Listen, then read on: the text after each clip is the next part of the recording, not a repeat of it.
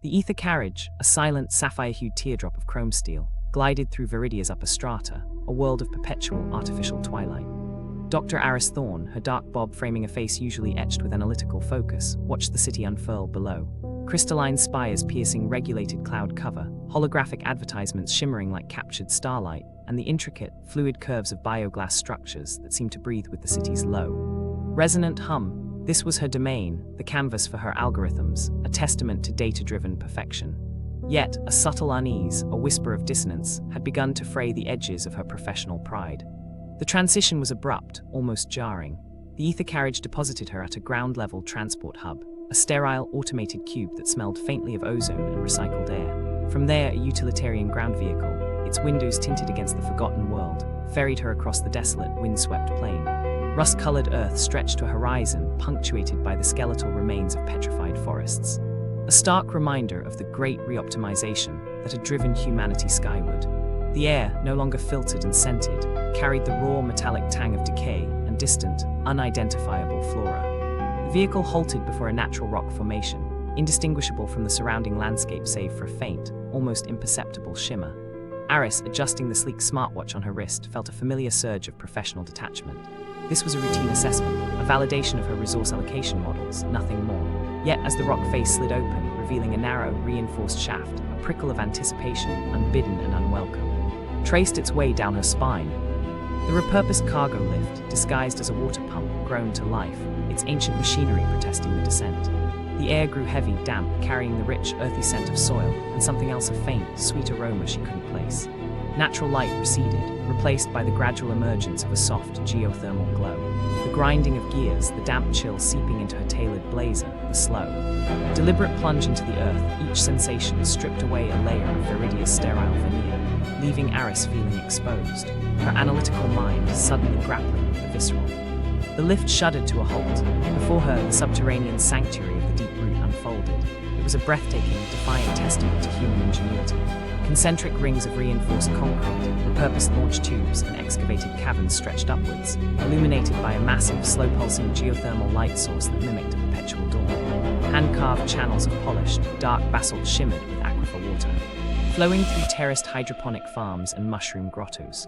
The air was cool, damp, and alive with the distant drip of aquifer water, the soft rustle of hydroponic leaves, and the low thrum of geothermal vents. And that sweet aroma, it was the luminifungus caverna, the glow moss carpeting surfaces with an ethereal soft light.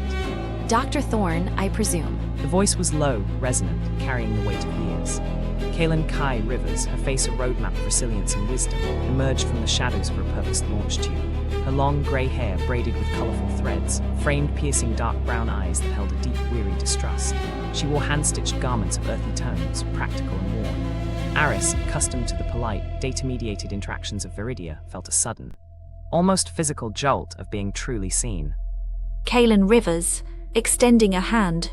Kai's grip was strong, calloused, a stark contrast to the soft, manicured hands of Viridia's elite.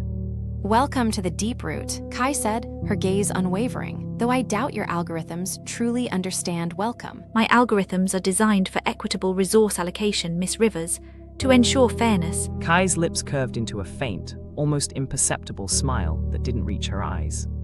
Fairness, as defined by the surface. We have our own definitions down here. She gestured with a strong hand. Come, see your equitable allocation in action. As Kai led her through the great hearth, past fungal harvesters tending to glowing moss and aquifer guardians monitoring the water flow, Aris's internal monologue began its relentless dissection. Her initial awe at their ingenuity, the repurposed structures, the vibrant hydroponic farms, the self-sustaining systems was subtly undercut by a fleeting, unconscious judgment. Unconventional, inefficient, a statistical anomaly. These thoughts, ingrained from years of data-driven optimization, were a quiet hum beneath her conscious observations. Yet even as she catalogued the deviations from Viridian norms, her analytical mind registered something else. During a brief stop to communal health station, a rudimentary setup compared to Viridia's gleaming biolabs, Aris noted the subtle health data discrepancies. A higher incidence of certain nutrient deficiencies, a slower recovery rate from common ailments, a slight but consistent dip in overall community vitality scores. Each data point, a quiet alarm bell, challenged her foundational belief in data's impartiality. Kai, observing Aris with a quiet intensity, seemed to sense the shift. Back in her temporary analysis station, a small carved-out alcove in the concrete wall, Aris meticulously reviewed the public health metrics. The air, cool and damp, carried the constant, soothing murmur of the whispering walls, subtly amplifying the distant drip of aquifer water. On her portable data slate, the numbers glowed, stark and undeniable. She cross-referenced the Deep Root's health data with Viridia's resource allocation algorithms. The results were chilling. A consistent, statistically significant underallocation of essential public health resources to the silo community, despite their clear needs. It wasn't a massive diversion, not a blatant act of malice, but a subtle, almost imperceptible siphoning, a slow starvation of vital support. Her foundational belief in data's impartiality, the very bedrock of her celebrated career, fractured. Aris felt a profound cognitive dissonance. Her algorithms, her life's work, designed for societal uplift, were unwittingly instruments of harm. The unconventional lifestyle she had fleetingly judged now appeared as a desperate act of resilience against an invisible systemic pressure. Her own internalized biases, cloaked in the guise of objective analysis, were painfully exposed. The quiet dread that had begun on the surface now solidified into a visceral, morally charged exposé. The journey back to Viridia was swift, fueled by a growing frustration and a fierce determination. The automated transport, usually a symbol of efficiency, now felt like a sterile cage. The chrome steel towers of Canopy City, once a source of pride, now loomed like monuments to optimized injustice. Elias Vance's office was a testament to Viridian's sterility. Chrome steel walls, a holographic desk that projected endless streams of metrics, and a panoramic view of the city's artificial twilight. Vance himself, portly and perpetually slightly damp, sat behind the desk, adjusting his tie even though it was perfectly straight. Dr. Thorne, Vance began, his voice a smooth, practiced drone. I trust your assessment of the Deep Root's resource integration was satisfactory. Mr. Vance, my assessment indicates a significant and consistent underallocation of public health resources to the Deep Root community. Vance's small, beady blue eyes darted to the data slate, then back to Aris. Underallocation? Impossible. The Ethernet's algorithms are optimized for maximum efficiency and equitable distribution across all registered citizen profiles. Perhaps a statistical anomaly, Dr. Thorne. Outliers are to be expected in any large dataset. These are not outliers, Mr. Vance. This is a pattern, a systemic diversion of resources that directly impacts the health and well-being of an entire community. Vance cleared his throat, a nervous habit. The Ethernet operates on a complex proprietary framework, a black box, if you will. Its parameters are designed to streamline, categorize, and allocate based on predefined, often unexamined parameters. To question its output is to question the very foundation of our city's prosperity. He leaned forward, his voice dropping to a conspiratorial whisper. Disrupting established procedures, Dr. Thorne, can have unforeseen consequences for one's career trajectory. Aris felt the chilling indifference of optimized injustice, a cold logic that prioritized metrics over human lives. Vance wasn't malicious. He was simply a zealous high priest of algorithmic purity, a bureaucrat terrified of anything that deviated from the sacred scroll of data. The meeting with the mid-level city official was a blur of bureaucratic jargon and polite stonewalling. Dr. Lena Petrova, her dark, wavy hair escaping its haphazard bun, ran a hand through it repeatedly, her face a mask of tired frustration. We appreciate your concerns, Dr. Petrova, Dr. Thorne. The official droned, echoing Vance's platitudes, but the Ethernet's resource allocation models are robust. Any perceived discrepancies are likely due to unique community dynamics. Lena's eyes, usually wide with concern, narrowed. Unique community dynamics? They're being starved of basic medical supplies, Mr. Henderson. This isn't a dynamic, it's a crisis. Mr. Henderson merely offered a tight, practiced smile. We will, of course, initiate a review of the review process, standard procedure. Later, in a quiet corner of the sterile government building, Lena slumped against a chrome steel pillar. I can't, Aris, not again. I've been fighting this wall for years. The reviews, the pilot programs, the endless bureaucratic jargon, it's exhausting. It's ally fatigue, pure and simple. Her voice was raw with years of unacknowledged battles. I need a break. I need to step back. Aris felt a profound isolation. Lena, her initial strong ally, was retreating, leaving her to face the monolithic indifference alone. Doubt, cold and insidious, began to creep in. Was she truly seeing a systemic flaw, or was she, as Vance suggested, merely chasing statistical noise? Was her own internalized bias against the unconventional Deep Root community clouding her judgment? Omar Hassan, a junior data analyst, observed Aris from the periphery of the city's vast data archives.